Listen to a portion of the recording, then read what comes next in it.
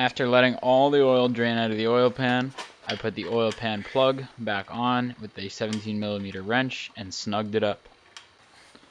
And you want to slide your catch pan out of the way.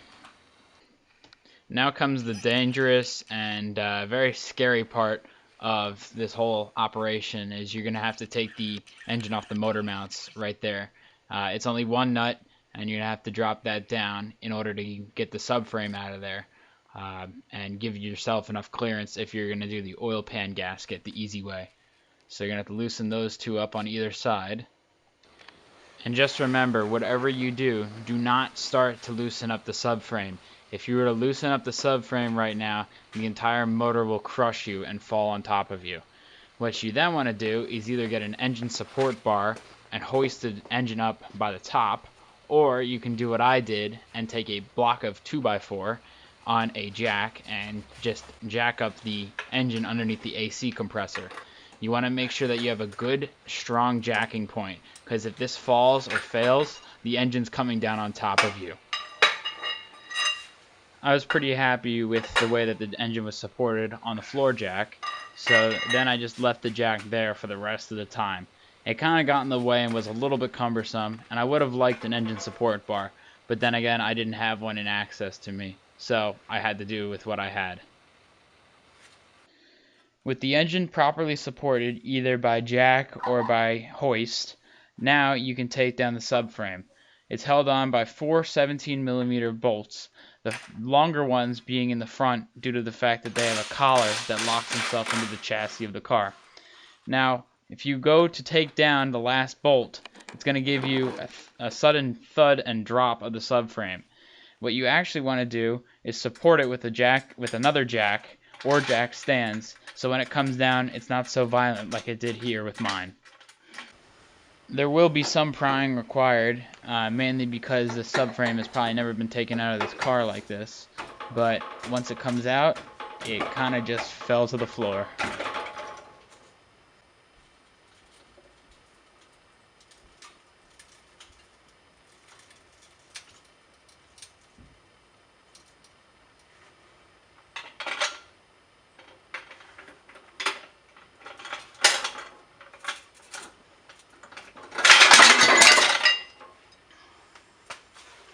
Or that's one way to do it. And the good news is the subframe is now out of the car with the control arms. So I just kind of put it aside, and this is kind of what it looks like after 27 years of use. So I'm pretty happy with the way it came out, and the process in which it came out was pretty quick. And this is where it all went wrong. You can see that tab is present there, and the tab there is gone. Somewhere on the road, I don't know where, but must have left it behind. Anyway, so that's out. The good news is I have the new subframe lined up and ready to be swapped over. Now it's time to go back to the steering rack, and you're going to have to pull this knuckle off of the steering shaft of the car by loosening up that bolt and nut, which are both 13mm, and prying it away from the cabin of the car. And with it out, you want to set it aside on your workbench. The next big job I tackled was the oil pan gasket. Unfortunately, these gaskets don't last very long. They only have a lifespan of about 5 years. But anyway, I might as well do it while I'm here. So I began by loosening up the dampening bar that attaches itself to the transmission, and that's to prevent when the transmission gives a little bit and when you go over a heavy bump, it doesn't make a loud clanking noise on the subframe. It's got a little rubber bushing there, and it's held on by 2 13mm bolts.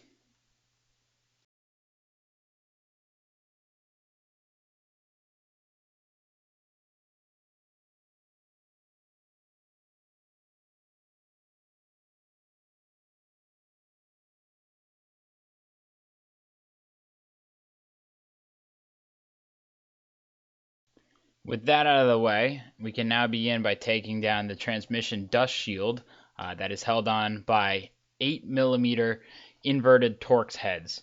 Now, if you don't have an inverted Torx socket, you can use an 8mm socket or a 6.8mm socket to take them out.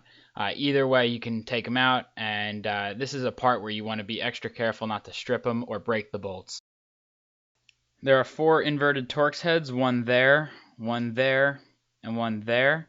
The other one is all the way left of the first bolt that I showed you, and you just have to look a little bit up, and it's right there. And the way you know you got all the 4 bolts out is they're all the same size, and all the same thread, and all the same thread pitch. So they're easily identifiable.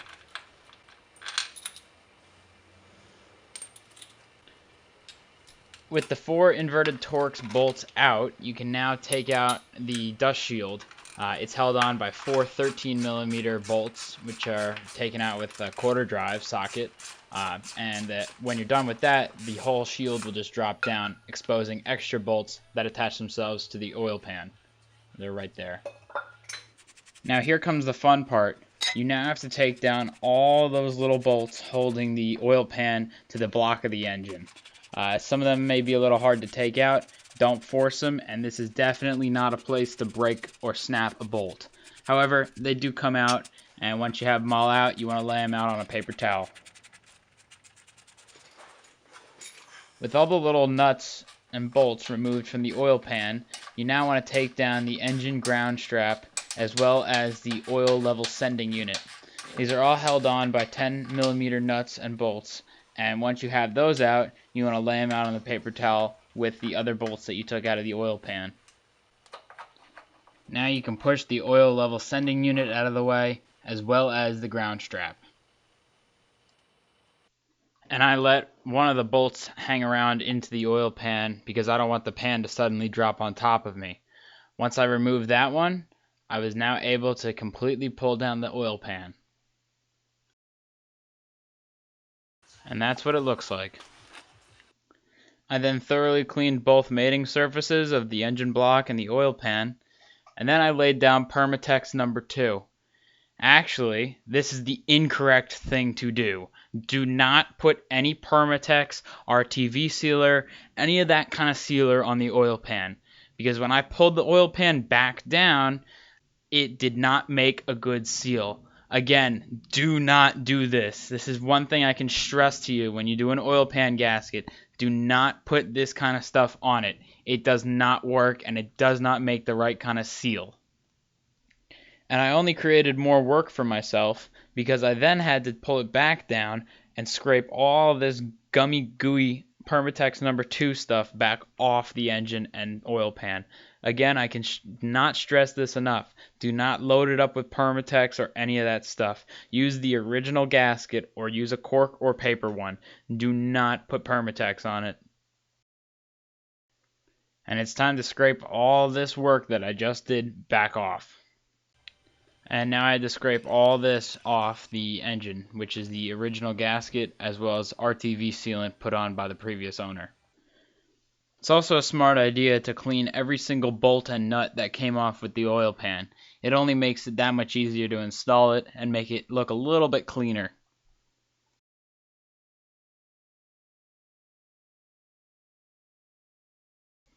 So I scraped all the old sealant back off the oil pan as well as the engine block. And I was very particular with my process and making sure that both mating surfaces are 100% clean and clear of any other old gasket or sealant because that would result in most likely a leak.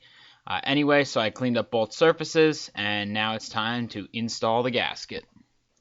So I got out my gasket and I went with a Payne cork oil pan gasket made for the M20B25 engine. And a lot of people say, oh, don't use cork or use paper, or don't use paper, use cork. And I went with the cork one, and as of 10 days, right now I have no leaks.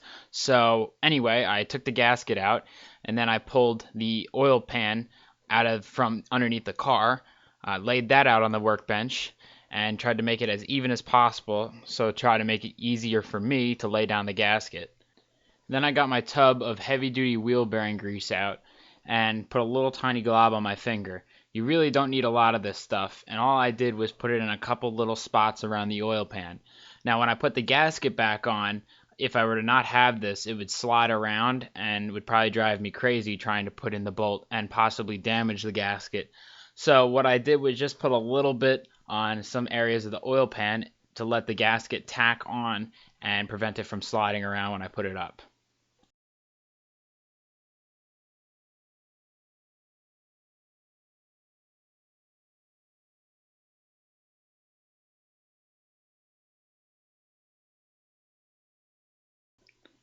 Now I got the gasket out and made sure that it's facing the correct way and let it sit down on top of the oil pan.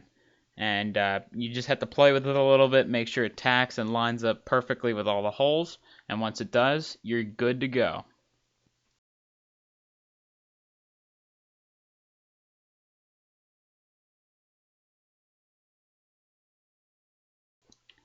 It took me a couple tries to get it 100% lined up, but when I did, I pushed it very, very hard up against the engine and let it sit there in place. Then I had a little bolt handy next to me, so all I did was just make sure that it lines up and start to thread in the bolt on either side. You can have a couple bolts next to you, and I would highly recommend this because it makes it a lot easier and you no longer have to push up onto the oil pan to get all the bolts in.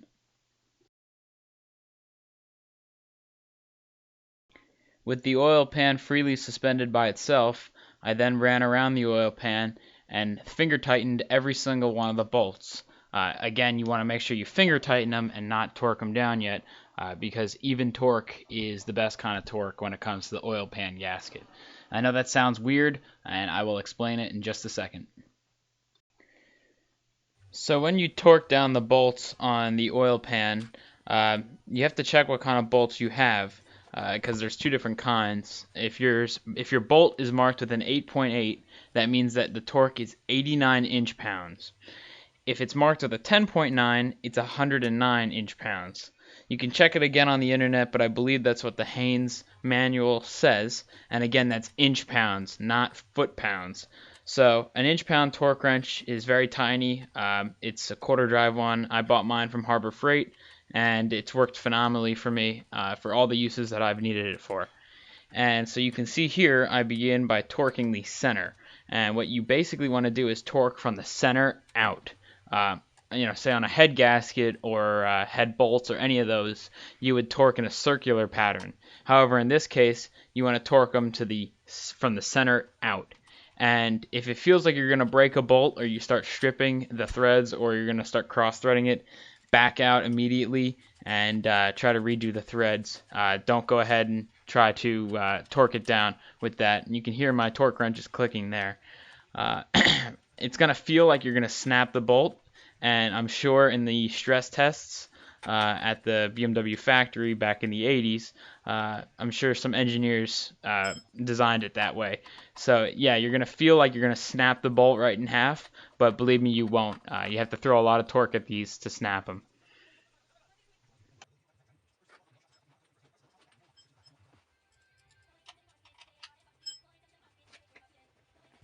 Now that the oil pan is properly torqued down, all that's left is to put in all the suspension components. In the next video, I'm going to be talking about the steering rack, modifying the steering knuckle, as well as setting in everything and seating the motor mounts back into the subframe.